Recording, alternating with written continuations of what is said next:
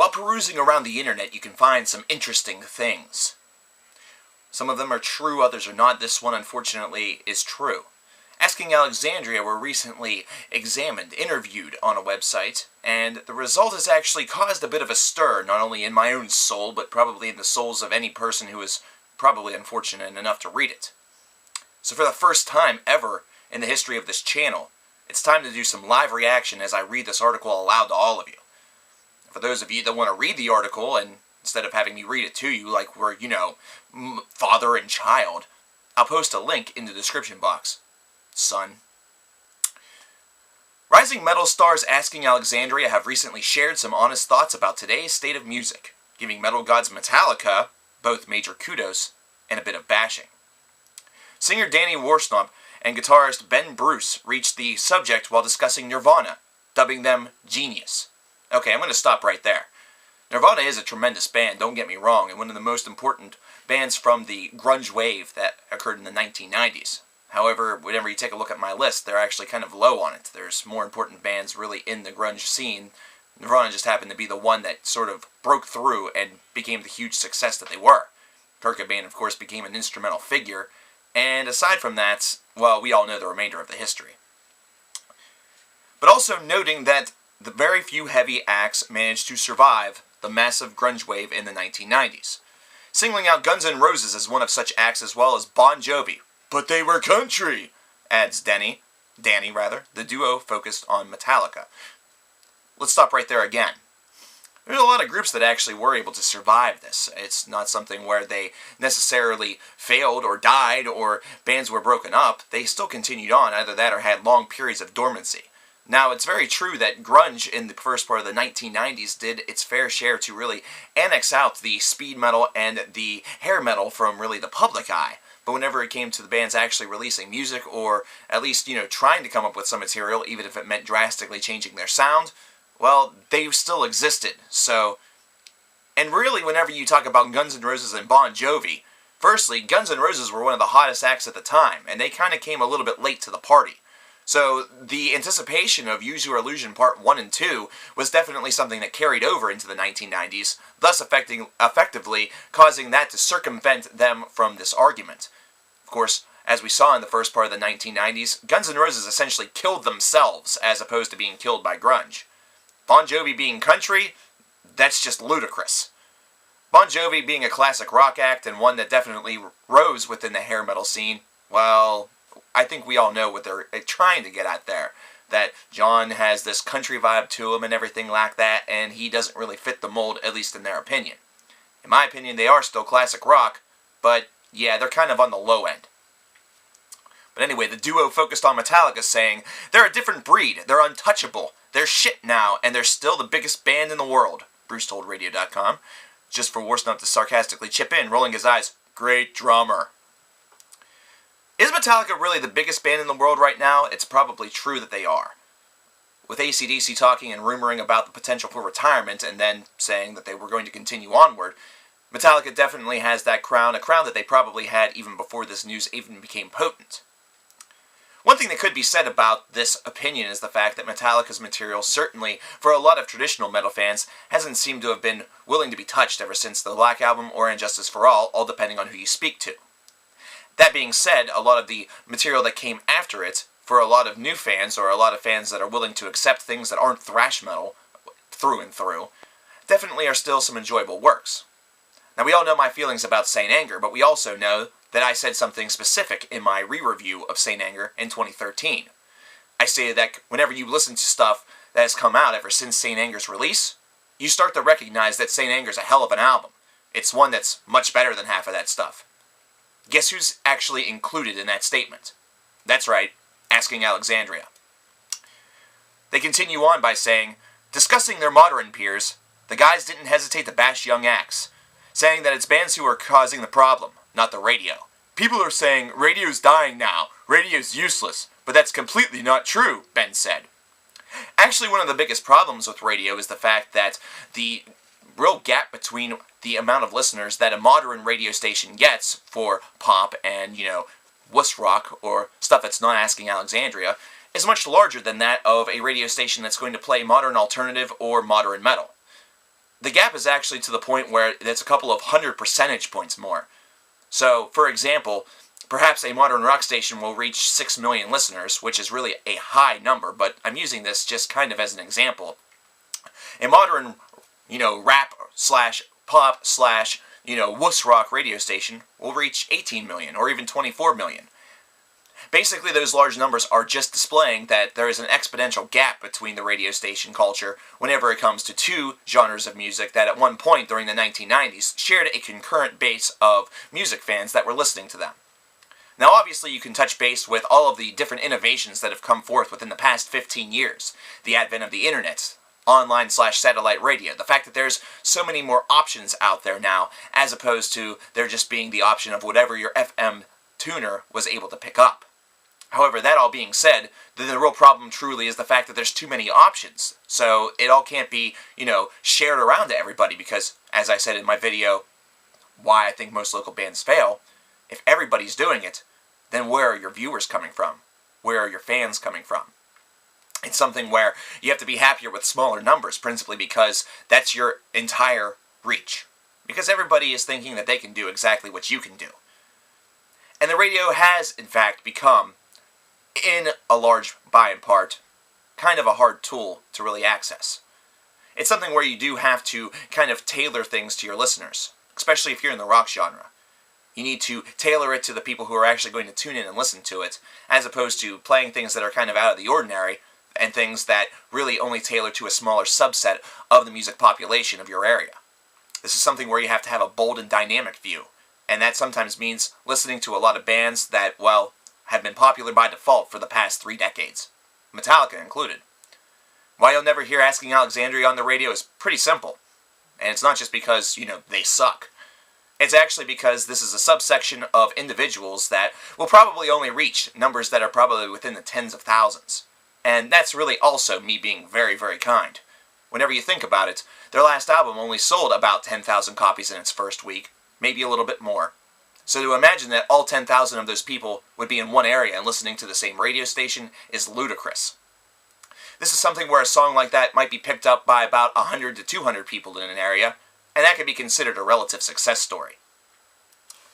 It's just the bands that honestly suck, Danny jumped in. Everybody sounds exactly the same. They have this formula and they all just copy it and they all use it and write the same song and it sucks. See Asking Alexandria's entire career. Quite frankly, this is an argument that makes absolutely no sense to me. This is an argument that actually didn't even need to be in this interview. It's an actually very, very fair assessment, all things considered. However, it's one that also includes their own material. Every band's going to think that they feel a little bit innovative. Every band is going to say that they're doing something that's progressively different, even though it's going to sound conceptually the same. There are a lot of bands out there that conceptually use the same idea over and over and over again with every single song on their albums. We've talked about some of these albums on this channel, so this isn't a new concept. However, to say that every single band sounds exactly the same, well, maybe you're talking about every single band that is able to break through onto the radio. I'm not sure if that's an extension of the previous thought or what the fuck is going on here. Because if that's the case, then there is an element, a paramount of truth to that. But that's because that's what sells. And at this point, if these bands are getting repetitive radio play that is considered to be significant, and it's actually causing their album sales to boost up to a certain level, well, what are you going to do? Are you going to go back into the studio and immediately write an album that sounds totally 100% different, like it's total and complete 180? Look what happened to Foster the People with Supermodel. They didn't write an album that sounded just like Pumped Up Kicks and the rest of Torches, and exactly what happened? People didn't pick it up, just like they picked up Foster the People's Pumped Up Kicks and Torches. Instead, they wrote a great dynamic album, one that actually showcased a lot more of the breath of fresh air that this band can really give for the genre in which they're in. However, what was the overall thought on the album? Well, it doesn't sound like Torches, so it's really not that good. There you go. You do something different, you're fucked. You do something the same, Asking Alexandria thinks you fucked, and you suck. Can you win? Not really. Is Asking Alexandria guilty of all of these things? You bet your ass. Asked about what's missing in rock these days, Bruce replied, "People are pussies now. No one's an alcoholic anymore. I know, seriously, get a drug problem, Warshup added. It's an issue. That's why the music's lacking, Ben continued. Yeah, the issue's the lack of issues, Danny said. Who wants to listen to a song about, oh, we're middle class and stuff's alright, we got money, we ain't got a lot of it, but we're doing okay, we're not struggling, we're right here. That song, fuck off. I got 2 kids and a wife, and we've got a golden retriever, and we live in the suburbs. Rock and roll, now scream for me! And everyone's like, no. The singer jokingly added. I actually like that joke, I'm not going to lie. Principally because, if that's what somebody literally said, I would have the same reaction. I'd probably tell them to either, kill their dog or their wife. Okay, I wouldn't do that, because that's just wrong, and plus, animal abuse is terrible cruelty. Michael Vick. However, at the same token, by the same idea, encouraging this is kind of something that's silly. It's something that definitely swims around the circles of rock fans and music fans, and a couple of bands that immediately come to mind for me are definitely, some of the bands that they mentioned. Metallica, Megadeth. Whenever Metallica was Alcoholica, they were a speed metal band, and of course many people would long for them to go back to those days. This is something where James eventually went to rehab, and we had the drastic retelling of that story in the Some Kind of Monster DVD, which just was ridiculous. Dave Mustaine was on all sorts of crazy shit, all the way up until the recording of Rust in Peace. And we all know what happened with Rust in Peace, at least on this channel. One of the greatest albums, actually my greatest album of all time. I really don't think that the problem is that there's not enough people who are alcoholics or that have drug problems. I really don't think that that really equates great music. Is it something where whenever you're on certain drugs or you drink certain beverages that perhaps you look at things and look at life a little bit differently? That's probably true. But that's true of any experience. You could drink orange juice and feel differently about the world than you do after you drink apple juice. You could maybe take some cocaine and you'd feel different about the world than you did if you took ecstasy. There was actually a gentleman who composed self-portraits of himself using all sorts of different drugs. Everything from over-the-counter, painkillers to, cough syrup to, duster. The duster that you use for your computer to clean out all of the dust. That's what duster means. All in all, I think what it really is just an overall prospect of songwriting. And I think one of the biggest problems that this argument has is the fact that there are a lot of great bands out there. However, they're underneath the surface. Bands like you, who literally do what your argument is arguing against, are the ones that are getting all of the attention. You're the ones that are breaking through. Mainly because the conventional music fan, once they find a sound that they like, if it's being repeated 12 times, then they're going to like the band. Bands that actually step outside the circle and kind of go to bat for themselves and kind of go to bat for music in general, those are the ones that are left in the dust. They're kind of left as the ones that are hoping if they sell 1,000 copies of their album. And I don't necessarily mean in the first week, I mean 1,000 copies of their album, period. If they make a pressing of 2,000 and they sell all of them, that's considered a success story. If they do better in Europe or Japan, because Americans don't really know what the idea of good music is, that's also considered a success for them. Ever wonder why a lot of those bands don't come to America? Because they don't do well here. Because they'd only attract maybe 100 people per show. And because all of those people would probably just be on their cell phones or, lightly clapping as though they were at the fucking Masters golf tournament, as opposed to losing their shit and really appreciating the fact that they were there. One of the large problems here is the American music fan. One of the large problems with this is the fact that these are the bands, Asking Alexandria, and the like, they get all of the attention, when in reality the stuff that actually has some damn substance to it, maybe those that are able to have substance without a substance abuse problem, aren't getting the shine. I think what really needs to happen here is the fact that Asking Alexandria should not be a band that's consumed, but that's just because I don't like them. You might. We all have opinions, and let's face it, none of us are actually wrong. But this is an argument that came off as just confusing and a bit pretentious to me. First off, you're knocking, but at the same time praising a band that really has done more for metal single-handedly than perhaps any other band, with the exception of perhaps, the Iron Maidens and the Black Sabbaths and Motorheads of the world. And then you're saying that everybody sounds the same, all of the peers within your collective, yourselves included. You must look in the mirror and understand that. Maybe you should set the example and actually go out and build an album that isn't designed to sell to all of your fans. Try something completely different. Or hell, go ahead, get a substance abuse problem. We saw what that did for the Rev. Yeah, that was probably a low blow for all you Avenged Sevenfold fans, but the point had to be made. Jimi Hendrix died with just a couple of albums into his career. It's a career that is tragically short. It's definitely one where we could have experienced decades of tremendous music, tremendous innovation. If he would still be alive today, he'd be a lot older, but he'd still be one of the patriarchs of the modern blues and the modern rock department. Unfortunately, his substance abuse problem led to a very short career. That, yes, he's remembered forever. He's immortalized. But there was a lot of music still left in those bones. You could tell by his work ethic. Asking Alexandria, I have no words for them.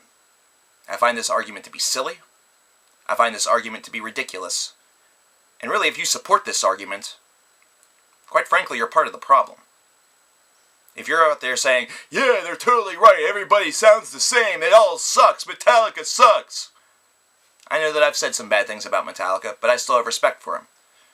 And if you think that everything sounds the same, you're digging in the wrong holes to find your music. And if you'd like to find some different music, talk to somebody on this channel. Talk to me, or talk to one of the nation. They'll fix you up. And if you don't like what they recommend, that's your problem.